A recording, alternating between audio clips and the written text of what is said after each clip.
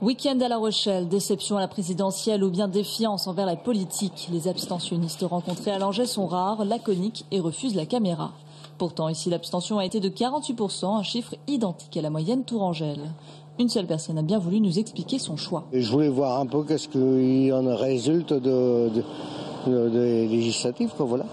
Pour le politologue Pierre Alaurent, il existe une crise civique depuis une quinzaine d'années, dont les législatives pâtissent. La défaite à la présidentielle démobilise les électeurs, tout comme le débat raté de Marine Le Pen ou bien l'impossible union à gauche. Les ouvriers, les employés ont massivement très peu voté dimanche dernier.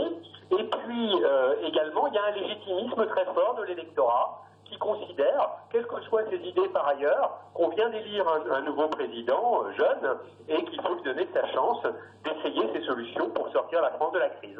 Ces suffrages avortés ont surtout pénalisé le Front National.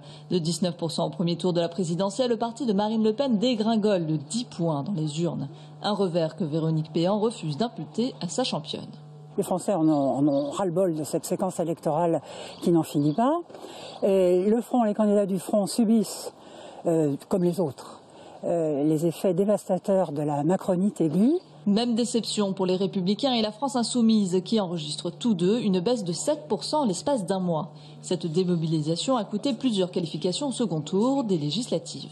Qu'à chaque fois, on a la même image que celle de la présidentielle depuis qu'on a inversé le calendrier. Imaginons maintenant qu'on aurait commencé par les élections législatives. C'est pas 20 députés qu'on aurait eu, nous. La France Insoumise, ça aurait été 120, 130, 150 députés.